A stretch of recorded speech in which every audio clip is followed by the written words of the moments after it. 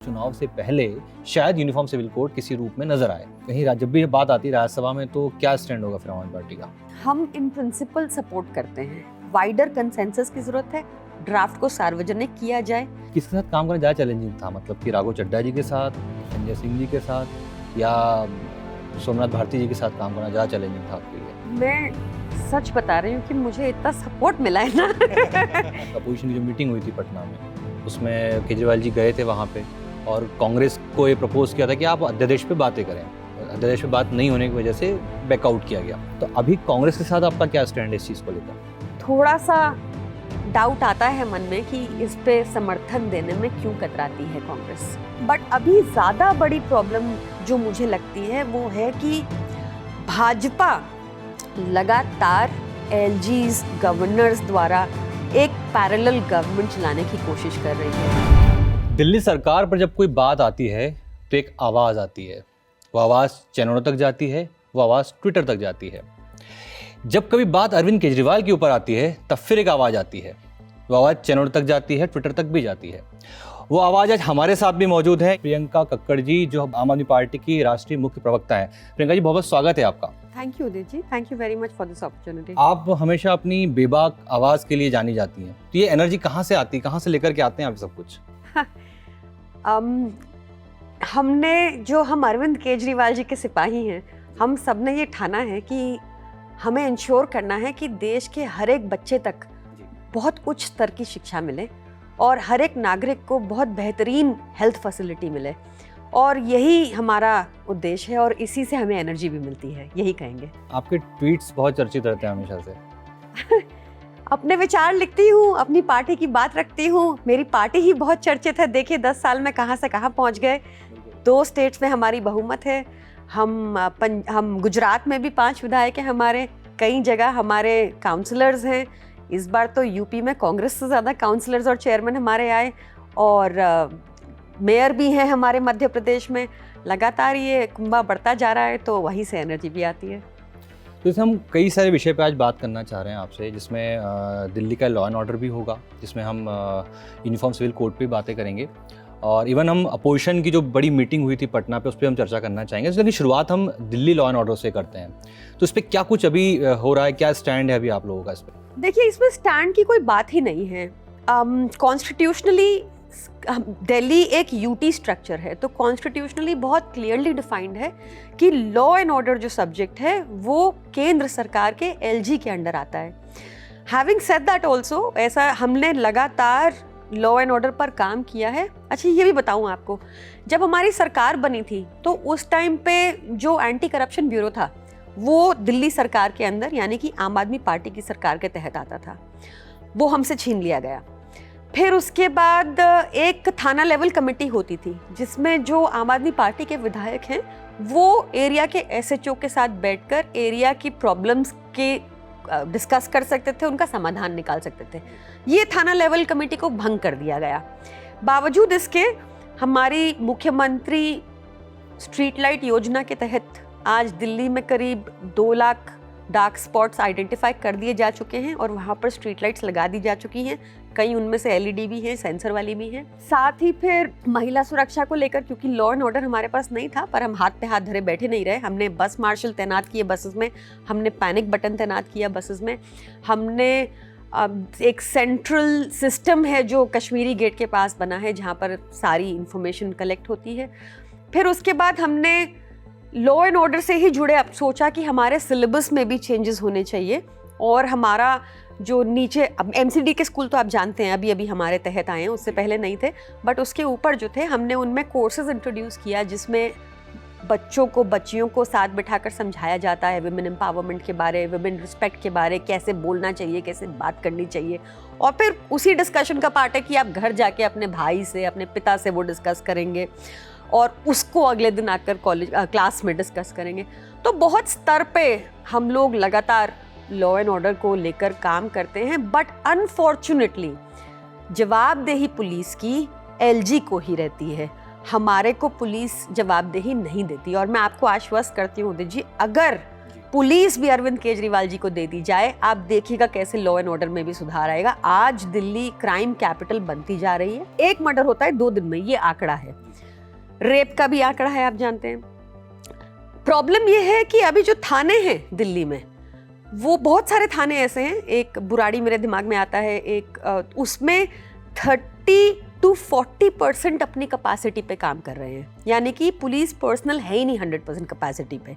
यानी कि अब पुलिस का काम होता है कि कोई किसी आदमी पे आरोप है मोलेस्टेशन का, किसी आदमी ने पहले कोई पेटी क्राइम कर रखा है, तो उन पे पुलिस को निगरानी लगातार रखनी चाहिए। पर जब सिर्फ 30 से 40% की कैपेसिटी पे काम कर रहे हैं थाने, तो कैसे निगरानी रखी जाएगी, और वो उनको छूट मिलती है। दूसरी प्रॉब्लम ये है कि आज की जो सरकार है, ये एक सच है कि आप चाहे वो बृजभूषण का मामला देख लें, या कोई भी राउडी सुनील एक हैं बैंगलोर वाले, उनको पुलिस हर जगह ढूंढती फिर रही थी, वो तेजस्वी सूर्या के मंच पे पाए गए थे। फिर तो जो भी आपराधिक प्रवृत्ति के लोग हैं, आज उनको भाजपा में संरक्षण मिलता है, इससे अपराधियों का मनोबल और बढ़ता है। खैर, कमिंग बैक टू दिस, तो अगर पुलिस हमारे पास होती, अब देखिए सीसीटीवी के लिए मुझे ध्यान आता है कि हमारे मुख्यमंत्री को एलजी के घर पे धरना देना पड़ा कि दिल्ली में सीसीटीवी लगाने दिए जाएं। उस धरने के बाद फिर जाकर कहीं सीसीटीवी लगे, तो आज अपराधी उन सीसीटीवियों में देखे पकड़े जाते हैं। But that is not enough. Police has to be accountable, police has to work at full capacity. उसके लिए एलजी को अपॉइंटमेंट्स करनी पड़ेंगी, उसके लिए जवाबदेही होनी चाहिए। थाना लेवल कमेटी को रिवाइव किया जाए, चुनी हुई सरकार को इन्वॉल्व किया जाए, ये बहुत ज़रूरी है। तो जैसे आपने अध्यादेश को लेकर भी काफ़ी बात कही और कहा था कि अगर हम, जैसे अपोजिशन की जो मीटिंग हुई थी पटना में, उसमें केजरीवाल जी गए थे वहाँ पे, और कांग्रेस को ये प्रपोज किया था कि आप अध्यादेश पे बातें करें, और अध्यादेश पे बात नहीं होने की वजह से बैकआउट किया गया। तो आज की स्थिति में क्या स्टैंड है, क्योंकि अपोजिशन की मीटिंग हुई थी पटना में, उसका एक महाराष्ट्र का एक अलग सिनेरियो है, तो अभी कांग्रेस के साथ आपका क्या स्टैंड है इस चीज़ को लेकर? हमारा ये मानना है कि ये एक ब्लैक ऑर्डिनेंस है, अनकॉन्स्टिट्यूशनल ऑर्डिनेंस है, और ये गैर संवैधानिक है। ये तो बहुत क्लियरली इस बात से भी दिखता है कि जब बीजेपी इस ऑर्डिनेंस को लेकर आई, उसके तुरंत बाद बीजेपी सुप्रीम कोर्ट भी चली गई। उसने जजमेंट को अपील, रिव्यू बोलते हैं, आसान भाषा के लिए अपील बोल देते हैं, उसने सुप्रीम कोर्ट की जजमेंट को अपील किया। तो अगर उनको लगता है कि ऑर्डिनेंस बिल्कुल सही है, तो वो अपील क्यों किया? जरूरत नहीं थी, उनको पता है ये गलत ऑर्डिनेंस है। पहला ये। दूसरा, कांग्रेस को भली बात पता है कि 23 मई 2015 तक दिल्ली सरकार के पास सर्विसेज होती थी, ये पता है उनको। तो जब वो सर्विसेज हमसे छीन ली गई और हम एक 8 साल लंबी लड़ाई के बाद ये केस जीते, एक कॉन्स्टिट्यूशनल बेंच ने एक यूनानिमस जजमेंट दिया, तो थोड़ा सा डाउट आता है मन में कि इस पे समर्थन देने में क्यों कतराती है कांग्रेस। और वो डाउट इसलिए भी आता है क्योंकि जब जैसे एग्जाम्पल है, जब GNCTD बिल को लेके आया गया था पार्लियामेंट में, तो 17 MPs कांग्रेस के उठ के चले गए थे, उन्होंने वोटिंग नहीं की थी। जब मेयर का चुनाव की बात आई दिल्ली में, तब भी ऐसा हुआ कि वोटिंग नहीं की गई थी, वॉकआउट कर दिया गया था। तो उस बात को लेकर थोड़ा सा है, बट वो सॉल्व हो जाएगा। बट अभी ज़्यादा बड़ी प्रॉब्लम जो मुझे लगती है वो है कि भाजपा लगातार LGs गवर्नर्स द्वारा एक पैरेलल गवर्नमेंट चलाने की कोशिश कर रही है। चाहे आप तमिलनाडु देख लें, चाहे आप पंजाब देख लें, हर जगह पर, चाहे आप हेमंत सोरेन जी की सरकार में देख लें, हर जगह गवर्नर्स ने पैरेलल गवर्नमेंट चलाने की कोशिश की है, पुडुचेरी में भी की थी। तो ये डेमोक्रेसी के लिए, लोकतंत्र के लिए बहुत ही खतरनाक संकेत हैं। इसको रोकना बहुत ज़रूरी हो गया है जी। पर केंद्र शासित प्रदेश जितने भी हैं, मतलब देखिए सब जगहों पे गवर्नर ही वहाँ पे रूल आउट करता है कई चीज़ों में। तो देखिए, it is very clear in the constitution that the governor और the lieutenant governor cannot act without the aid and advice of the Council of Ministers. Council of Ministers are people who are appointed by the elected government. तो अभी recently आपने देखा होगा तमिलनाडु में क्या हुआ, एक मंत्री को ही बर्खास्त कर दिया गवर्नर साहब ने। उनकी पावर ही नहीं है, वो कि नहीं कर सकते। तो आप देखिए, ये खतरनाक संकेत हैं।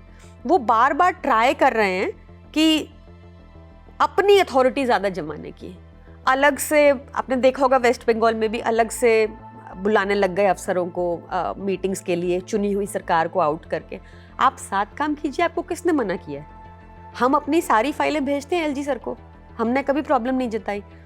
वो जानबूझ के एक डिस्कॉर्ड पैदा करने के लिए, एक मतलब बार बार अपनी एक अथॉरिटी जमाने के लिए, एक दिखाने के लिए कि वो सुपीरियर गवर्नमेंट है, अहंकारी सरकार है थोड़ा। मेरा ऐसा जेन्युइनली मानना है कि कम पढ़ी लिखी सरकार है, उनको संविधान की समझ ही नहीं है, इसलिए शायद वो अपनी मनमर्जी करना चाहते हैं। तो ये खतरनाक संकेत है हमारी डेमोक्रेसी के लिए, बहुत खतरनाक। तो जैसे इस अध्यादेश को लेकर आपने केजरीवाल जी महाराष्ट्र गए थे और शरद पवार जी से मुलाकात की, उन्होंने उद्धव ठाकरे जी से मुलाकात की, लेकिन पिछले 2 दिनों में जो सिनेरियो चेंज हुआ वहाँ पे, और अजीत पवार जैसा कि बीजेपी में शामिल हो गए और सरकार में शामिल हो गए, तो जब विपक्षी एकता को लेकर जब ये बात शुरू हुई थी, अध्यादेश के साथ में भी शुरू हुई थी, फिर पटना में बैठक हुई, तो इस समय आम आदमी पार्टी कैसे देख रही है विपक्षी एकता को, जबकि शरद पवार की पार्टी टूटती हुई नजर आ रही है?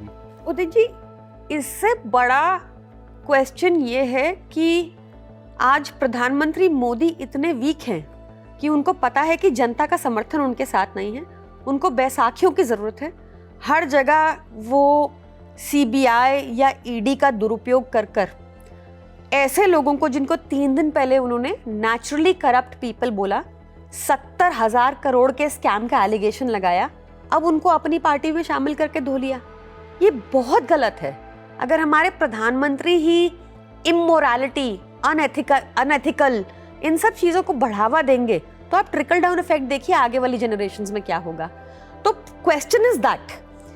तो भाजपा, देखिए मुद्दे विपक्ष के पास बहुत हैं, विपक्ष की चिंता करने की जरूरत नहीं है। और 9 साल की गवर्नेंस के बाद आज टमाटर का प्राइस 140 रुपए पर किलो है, सबको पता है। आज तरबूज 80 रुपए किलो हो गया, जो 30 रुपए का था, सबको पता है। बड़ी सारी चीजें उसमें दिख रहा है। 18 करोड़ के जॉब प्रॉमिस किए थे, कुछ नहीं हुआ। सरकारी नौकरी ही खत्म कर दी क्योंकि पैसे नहीं है। ये नोटिफिकेशन निकाला अभी पिछले हफ्ते, ध्यान होगा आपको, पिछले 2 हफ्ते पहले शायद। तो प्रॉब्लम्स ये हैं, प्रॉब्लम्स हैं अनएम्प्लॉयमेंट, प्रॉब्लम है कि किसान को एमएसपी नहीं मिल रहा, डंडे मिल रहे हैं, प्रॉब्लम है कि युवा को नौकरी नहीं मिल रही, वो सुसाइड कर रहा है। ये प्रॉब्लम्स हैं और इन पे यही मुद्दे बनेंगे और इन पे सब विपक्ष साथ होगा। नहीं, तो जैसे चूंकि पटना की जो बैठक थी उसमें ये तय हुआ था कि अब हम सब साथ हैं, हमारे मुद्दे सब साथ में हैं। उसके बाद ये हुआ कि अगली बैठक हम करेंगे, जिसमें शरद पवार जी मुख्य भूमिका में भी थे, और चूंकि अध्यादेश के मसले पे केजरीवाल जी का अपना रिजर्वेशन था, अदरवाइज केजरीवाल जी भी उसमें शामिल हुए थे। अब अगली बैठक चूंकि शायद बेंगलोर में होने वाली है, तो ऐसे में क्या आम आदमी पार्टी शामिल होगी इस बैठक में? ये हमारा शीर्ष नेतृत्व बेटर डिसाइड कर पाएगा। और मैंने शायद पढ़ा था कहीं, if I am not mistaken, कि दिल्ली ऑर्डिनेंस भी मुद्दा होगा, क्योंकि मुद्दा ये छोटा मुद्दा नहीं है और सिर्फ दिल्ली का मुद्दा नहीं है। इसमें कॉन्स्टिट्यूशन ट्रैम्पल अपॉन हुआ है। ये कॉन्स्टिट्यूशन को अगर बचाने की लड़ाई है तो इससे बड़ा मुद्दा कोई है ही नहीं। बिल्कुल। तो कई बार ये चर्चा भी होती है कि अपोजिशन का अगर चेहरे की बात की जाए तो वो चेहरा कौन होगा। कई बार केजरीवाल जी का नाम लोग बोलते हैं, हमेशा ट्विटर पे ट्रेंड कर रहा होता है। कई बार लोग कहते हैं कि ये चेहरा बिहार से हो सकता है, कई बार कहते हैं कि हो सकता है ये महाराष्ट्र से वो चेहरा निकले या पश्चिम बंगाल से निकले। तो अभी आपको क्या लगता है कि ये विपक्षी एकता किस चेहरे पे जाती दिख रही है, या अभी कहना जल्दीबाजी है इस बात? मुझे लगता है ये नैरेटिव बनाया जा रहा है, जैसे एक नैरेटिव बनाया जाता है कि मोदी जी अकेले हैं, जबकि नहीं है। 28 एनडीए में अलायंसेस थी जब पहले चुनाव लड़ा, उनमें से उनको अब 23 छोड़ के चली गई, बात अलग है। तो और अभी भी अकेले नहीं है, सीबीआई है, ईडी है, मीडिया है उनके साथ। तो वैसा ही है कि ये भी नैरेटिव है। आपको याद होगा किसी को भी पता था कि मनमोहन सिंह जी का चेहरा होगा। 10 साल उन्होंने सरकार चलाई, कोई दिक्कत है? तो मोदी जी का चेहरा भी 6 महीना पहले तो अनाउंस हुआ था चुनाव से, किसी को नहीं पता था मोदी जी का चेहरा होगा। तो चेहरे इंपॉर्टेंट नहीं होते जनतंत्र में, चेहरे इंपॉर्टेंट नहीं है लोकतंत्र में। इंपॉर्टेंट है कि लोग क्या चाह रहे हैं। लोग इस टाइम त्रस्त हैं बिल्कुल भाजपा सरकार से, इस महंगाई से, जॉबलेसनेस से, हाई इलेक्ट्रिसिटी प्राइस से। सिर्फ एक दिल्ली सरकार है आज की डेट में जहां पर इन्फ्लेशन कंट्रोल्ड है, जहां per capita income national average से अबाउट 15% हायर है, जहां पर हाईएस्ट टैक्स पेयर्स होने के बावजूद केंद्र सरकार सिर्फ 325 करोड़ देती है। मैं उस दिशा में चली जाऊंगी, बट खैर मैं आपको ये कहना चाह रही थी कि चेहरा इतना इंपॉर्टेंट नहीं है। चेहरा तो जनता चुन लेती है अपने आप। चलो फिर ये तो खैर 24 की बात हुई। अभी हम स्टेट इलेक्शन की बात कर लेते हैं। इस साल करीब करीब 4-5 स्टेट में इलेक्शन है। मध्य प्रदेश में है, राजस्थान में है, छत्तीसगढ़ में है, तेलंगाना में है। आपने पिछले स्टेट इलेक्शंस में गुजरात में कोशिश की, अच्छा परफॉर्म किया, आपने हिमाचल गए आप लोग। अब आपके जो टारगेट में प्राइमरी तौर पे कौन सा स्टेट नज़र आ रहा है? हम हर जगह ही लड़ेंगे। आप देखिए मध्य प्रदेश में भी जब निकाय चुनाव थे तो ही हमारा 6% वोट शेयर था, और उसके बाद भी, उस बात को 2 साल हो गए, उसके बाद भी हम लगातार ज़मीनी स्तर पे काम कर रहे हैं। ऐसा ही राजस्थान में है, ऐसा ही छत्तीसगढ़ में, हर जगह हमारा लगातार कुनबा बढ़ता ही जा रहा है। और हम एक पॉलिटिकल पार्टी चुनाव लड़ने के लिए आए हैं, चुनाव लड़ेंगे। तो क्या मुद्दे लगता है आम आदमी पार्टी को, खासकर मध्य प्रदेश, राजस्थान और छत्तीसगढ़ के लिए? क्योंकि जहाँ पर छत्तीसगढ़ में कांग्रेस सरकार है, राजस्थान में कांग्रेस सरकार है, और मध्य प्रदेश अब बीजेपी की सरकार है पिछले 1.5-2 साल से। देखिए मैं आपको एक एग्जाम्पल देती हूँ। जैसे मध्य प्रदेश में क्या हो रहा है, वहाँ पर भी हमारे प्रोमिसेस कॉपी कर रहे हैं शिवराज मामा। उन्होंने कहा कि महिलाओं को भत्ता मिलेगा या फ्री इलेक्ट्रिसिटी की बात की। तो आज की डेट में चाहे कांग्रेस हो चाहे भाजपा हो, वो लोगों के मुद्दों की बात करने लग गई है। ये मैं आम आदमी पार्टी की जीत मानती हूँ, अरविंद केजरीवाल जी की जीत मानती हूँ कि मुद्दों पे राजनीति होने लग गई है। लोगों को फ्री शिक्षा देने की बात होने लग गई है, फ्री बिजली देने की बात हो गई है, बुजुर्गों को तीर्थ यात्रा देने की बात होने लगी है। ये सारी पार्टियां करने लगी हैं। पर लोगों को ये समझ आता है अब कि जैसे मध्य प्रदेश में 76 करोड़ पर डे 76 करोड़ का लोन लिया जा रहा है ताकि सरकार चला पाए। दिल्ली में उसी तरह अगर आप उठा लें, बुजुर्गों को फ्री तीर्थ यात्रा, महिलाओं को बस यात्रा, पेंशन, फ्री शिक्षा, फ्री बिजली, फ्री पानी 20,000 लीटर प्रति महीना, 200 यूनिट फ्री बिजली, सबसे सस्ती फ्री बिजली भी दिल्ली में मिलती है। ये सब का अगर आप टोटल निकालेंगे तो करीब 5,335 एनुअली करोड़, 5,335 करोड़ एनुअली खर्चा आता है। ये करने के बाद भी 5 सालों में लगातार हम लोग एक मुनाफे का बजट पेश कर पा रहे हैं। हम मध्य प्रदेश सरकार की तरह लोन नहीं ले रहे। तो ये एक बहुत बड़ा डिफरेंस है हर जगह, चाहे वो राजस्थान उठा लीजिए, चाहे छत्तीसगढ़ उठा लीजिए।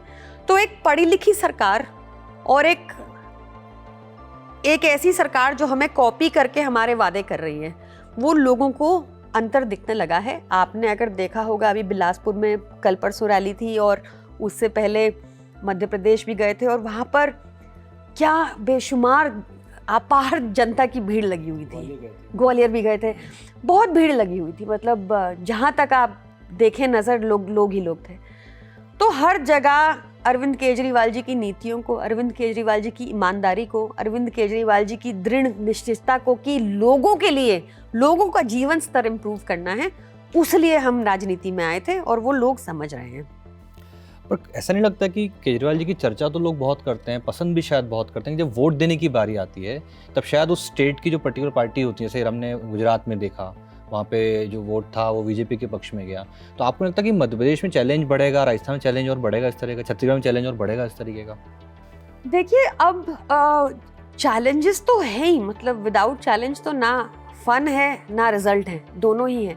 तो चैलेंजेस तो हैं ही, बट मेरा ऐसा मानना है कि स्लोली बट श्योरली लोग समझ रहे हैं कि चाहे कितना भी कीचड़ फेंकने की कोशिश कर ली गई हो अरविंद केजरीवाल सरकार पर वो साफ ही उभरी है। और मैं आपको पूरी गारंटी और जिम्मेदारी के साथ ये कह सकती हूँ कि अरविंद केजरीवाल जी गारंटी मैन है और सिर्फ इकलौते पढ़े लिखे मुख्यमंत्री मुझे लगते हैं जो इतनी डिफ़िकल्ट परिस्थितियों के बाद भी इतना कुछ डिलीवर कर पाए और एक मुनाफे का बजट देखते हैं। बाकी किसी भी सरकार का मुनाफे का बजट नहीं है। तो ये चीज़ आपको लोकसभा में कन्वर्ट तो दिखती है, क्योंकि जब लास्ट ईयर चुनाव हुए थे तो दिल्ली में सरकार बनी, लेकिन जब लोकसभा के चुनाव आया तब सरकार लोकसभा की, मतलब मोदी की सरकार के पक्ष में वोट गए दिल्ली में। मेरी एक सेफोलॉजिस्ट से बात हो रही थी और उन्होंने मुझे बताया, मैंने भी ऐसा ही तर्क रखा था, उन्होंने मुझे बताया कि जब आप कंपेयर करते हैं तो 2019 आखिरी चुनाव से नहीं करते, पिछले साल से करते हैं। तो अब हमारे पास एक परफॉर्मेंस का ट्रैक रिकॉर्ड है 14 से हम, हाँ अगर हम देखें तो हमारे पास अब परफॉर्मेंस मतलब अगर हम 2023 में बात कर रहे हैं तो हम 2022 का देखेंगे तो हमारे पास अब एक ट्रैक रिकॉर्ड है, एक प्रूवन ट्रैक रिकॉर्ड है। लोगों ने हमारी नीतियों को समझा है और मैं एक एसेंशियल डिफरेंस आपको ज़रूर, आपके व्यूअर्स को भी ज़रूर बताना चाहूँगी हम में और भाजपा में। फॉर एग्जाम्पल हम लोग एक ग्रुप ऑफ पीपल हैं, ग्रुप ऑफ कंसर्न्ड सिटीजन्स हैं रादर, जी जो अपने प्रोफेशंस या अपने बिजनेसेस जिनमें हम अच्छा खासा कर रहे थे वो छोड़कर हम राजनीति में आए, क्योंकि पैसा कमाना हमारा लक्ष्य नहीं था, क्योंकि हम उससे कुछ ज़्यादा चाहते थे। और बाकी से भाजपा में आप देखेंगे बाहुबली हैं या फिर गुंडे हैं या फिर ऐसे लोग हैं जो शराब की तस्करी करते थे, ऐसे लोग राजनीति में आए क्योंकि उनको पैसा कमाना था। तो ये एक एसेंशियल डिफरेंस आपको दो पार्टीज में दिखेगा, एंड आई होप जनता को भी दिखे और हमें उनका समर्थन मिलता रहे। नहीं, बिल्कुल सही बात है। तो खैर, अब ये हमने पॉलिटिकल कुछ बातें की, अब हम बात करना चाहते हैं यूनिफॉर्म सिविल कोड के ऊपर। मुझे ध्यान है कि शायद गुजरात चुनाव के समय पे केजरीवाल जी ने बात कही थी कि इसे तो सरकार को लागू करना ही चाहिए था। तो अभी जो देश में सिनेरियो बना हुआ है, उत्तराखंड में जल्दी शायद ये नज़र आने लग जाए, और ऐसा कहा जा रहा है, ऐसा माना जा रहा है कि चुनाव से पहले शायद यूनिफॉर्म सिविल कोड किसी रूप में नज़र आए। तो इसमें आम आदमी पार्टी का भी क्या स्टैंड और आप क्या सोचते हैं इस बारे में? देखिए, मेरा ऐसा मानना है, मेरी पार्टी का भी ऐसा मानना है, अरविंद केजरीवाल जी का भी ऐसा मानना है कि आर्टिकल 44 में लिखा है that the state shall endeavour to achieve a uniform civil code throughout the country. इसका मतलब ये होता है कि सरकार को कोशिश करनी है कि ये हो, हमें भी लगता है कि डिजायरेबल है और 44 को इम्प्लीमेंट हो, but at the same time having said that बहुत ज़रूरी है कि एक वाइडर कंसेंसस हो। बहुत ज़रूरी है कि आप सारे स्टेक होल्डर्स को लेकर चलें, चाहे वो आनंद मैरिज एक्ट में हो, जो एक्सपर्ट्स हो उनको लेकर चलें, चाहे जैन धर्म को जो मानते हैं उनको लेकर चलें साथ, चाहे जो ट्राइबल्स हैं उनके जो एक्सपर्ट्स हैं उनका ओपिनियन लेकर चलें।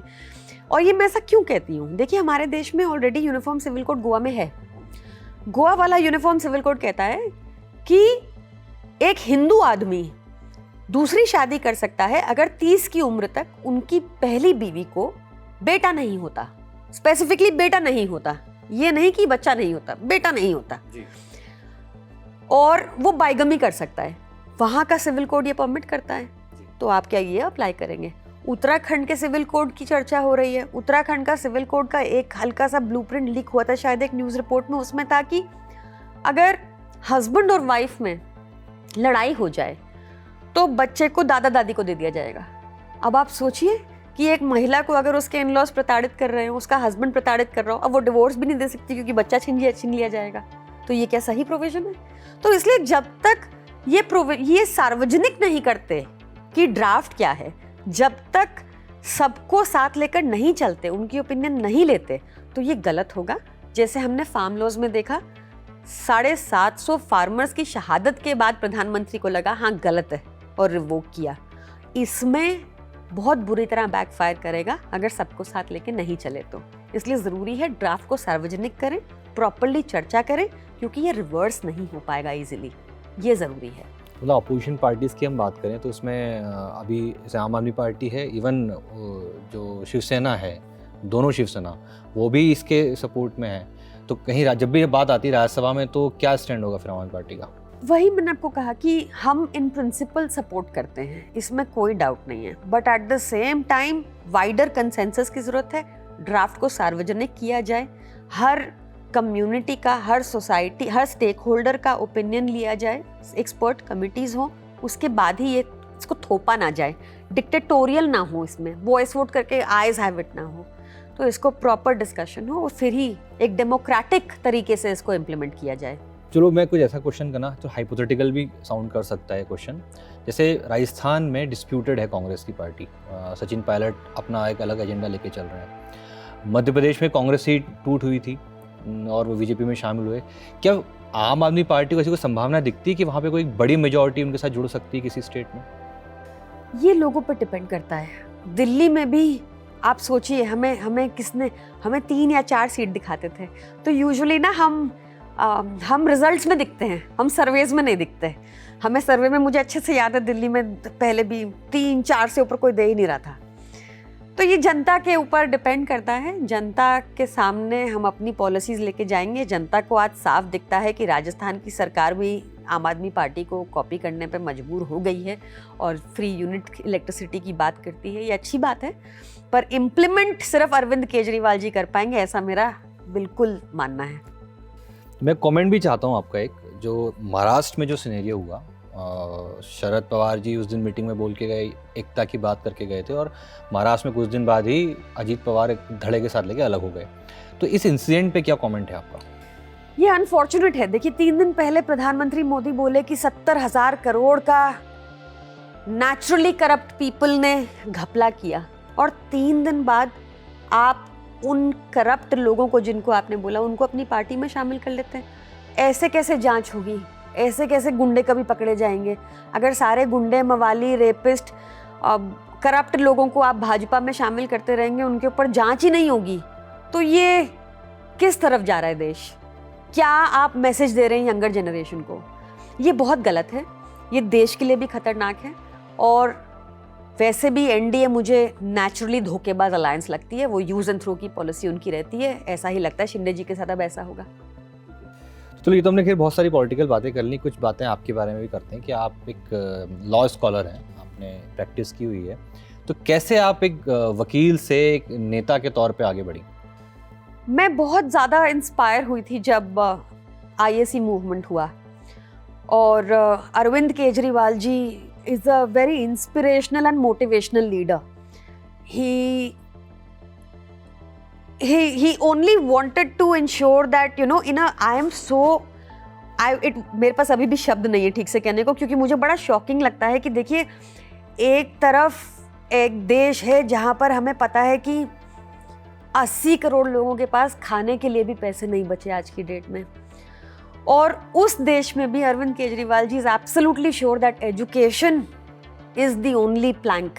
घर में एक बच्चा भी अगर पढ़ गया गरीब के, तो वो पूरे घर को गरीबी से बाहर निकाल लेगा, और एजुकेशन को लेकर वो आगे चल रहे हैं। और ये इकलौती पॉलिटिकल पार्टी है हमारे देश में जो एजुकेशन को प्लैंक लेकर खड़ी है। बाकी सब ने यूज़ किया। आप देखिए, हमने दिल्ली सरकार में आते ही अरविंद केजरीवाल जी ने 1903 करोड़ का बजट होता था एजुकेशन के लिए, आते ही करीब 10,000 करोड़ का कर दिया, और उससे बहुत शिक्षा क्रांति आई। आप जाके हमारे स्कूल देखिए, वहाँ पे बच्चों से बात कीजिए, वहाँ पे हैप्पीनेस क्लासेस हो या फिर मेडिटेशन तक छोटे बच्चों के लिए, और जो करिकुलम में रेगुलर चेंजेस किए। आप देखिए, अभी रिसेंटली एनईईटी और जेईई के इतने सारे बच्चे निकले थे सरकारी स्कूल से। तो ये सिर्फ मनीष सिसोदिया जी और अरविंद केजरीवाल जी की विजन है जो ये हो रहा है। तो मैं बहुत प्रभावित हुई थी कि एक पॉलिटिकल पार्टी है जो लगातार शिक्षा की बात करती है, लोगों का जीवन स्तर उठाने की बात करती है, ये बात करती है कि लोगों के पास फ्री अच्छी हेल्थ सर्विसेज पहुंचे। आज फॉर एग्जांपल इससे मुझे याद आता है कि आयुष्मान योजना का इतना प्रचार करते हैं प्रधानमंत्री मोदी, पर अगर आपके पास एक मोबाइल भी है तो आप उस योजना से आउट हैं, पहला। दूसरा, आपके पास वो कार्ड तो है पर अस्पताल है सरकारी जहाँ पे आप वो कार्ड यूज़ कर पाएँ? इतनी बुरी हालत है सरकारी अस्पतालों की देश में, देख के घूम के आइए, सब जगह इतनी बुरी हालत है, गाय भैंस घूम रहे हैं। तो ये मुझे बहुत प्रभावित किया कि finally there is a party जो लोगों के हित का सोच रही है और किसी को डिवाइड नहीं कर रही, सबको साथ लेने का चल रही है। तो मैं बहुत प्रभावित हुई थी, और फिर मैं पार्टी में लगातार काम करना शुरू किया। फिर उसके बाद मुझे तेलंगाना का प्रभारी बना दिया गया। पहले सोमनाथ भारती जी के टच में आई, उन्होंने मेरे को प्रभारी बनाया तेलंगाना का। वहाँ हमारी पहली काउंसलर सीट आई साउथ इंडिया में। फिर उसके बाद मुझे राघव जी का कैंपेन संभाला मैंने लोकसभा में। उसके बाद वहाँ भी बहुत एक्सपीरियंस गेन किया, and I have been very fortunate, चाहे वो मेरा घर हो चाहे वो पॉलिटिक्स हो। I have been very fortunate that people have supported me a lot, और मुझे भी पूरा खुला माहौल दिया काम करने के लिए, पूरा फ्रीडम दिया काम करने के लिए। तो वो हुआ। फिर अरविंद केजरीवाल जी ने अब कहा कि ये वाली जिम्मेदारी संभालनी है। संजय सिंह जी भी आपके, संजय सिंह जी ने मैंने उनके अंडर ट्रेन किया 3 साल, और यूपी घुमा, बहुत देखा यूपी में, यूपी समझा थोड़ा, जितना समझ पाई इतने कम टाइम में। फिर उसके बाद अरविंद केजरीवाल जी ने बोला कि स्पोक्स पर्सन होना है, और मैं अकेली नहीं हूँ, मेरी पार्टी में सारे ही ऐसे वॉलंटियर्स हैं जो हम लगे हुए हैं और कर रहे हैं काम, और बैक एंड पे है, और कभी जब पार्टी उनको कहेगी तो उनको भी आगे आना पड़ेगा।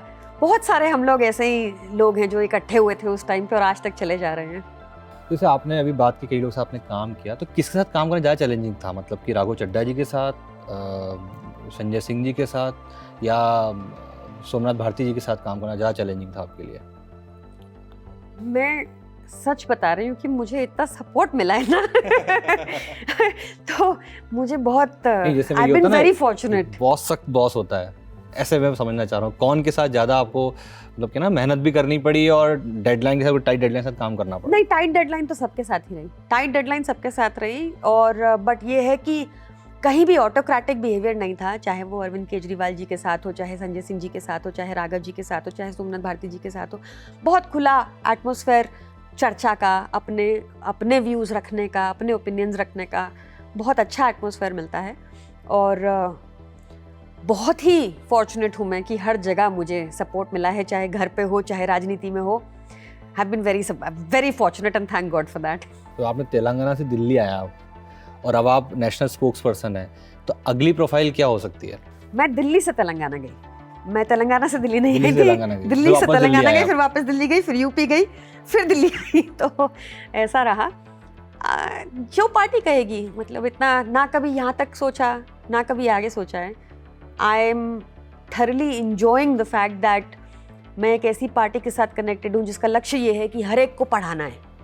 तो उस ऑब्जेक्टिव को लेकर जो भी कहा जाएगा करने को तैयार हैं। और खाली मैं नहीं, हम सारे वॉलंटियर्स ही ऐसे हैं, सब रेडी हैं। अभी एक ये बहुत अच्छी बात है हमारी पार्टी की कि you know as you grow up तो आइडियलिज्म कहीं ना कहीं डाइल्यूट हो जाता है, क्योंकि बहुत सारी चीज़ें हो जाती हैं सोसाइटी में एज यू ग्रो अप। मेरी पार्टी में अगर आप आइडियलिज्म है तो उसको और बढ़ावा मिलेगा। तो this is a very beautiful feature about my party, जो मुझे लगता है कहीं और पॉसिबल ही नहीं है। और हम सारे आम आदमी पार्टी के कार्यकर्ता इसी सोच से बड़े खुश रहते हैं। ठीक है, बहुत जल्दी हम उम्मीद करेंगे कि आपको हम किसी बड़े प्रोफाइल पे और जल्दी देखें। उम्मीद करेंगे कि आप हमें चुनाव लड़ती हुई नज़र आएँ दिल्ली में। तो बहुत बहुत शुक्रिया हमसे बात करने के लिए और अपनी सारी बातें रखने के लिए। तो ये थी बेबाक बात करने वाली प्रियंका कक्कड़ जी, जो आम आदमी पार्टी के लिए शिद्दत से लड़ती हैं और हर मंच पे खड़ी होती हैं जब जब आवाज़ उठाने की बात आती है। आज के लिए इतना ही, हम फिर मुलाकात करेंगे नए विषय के साथ। Thank you so much.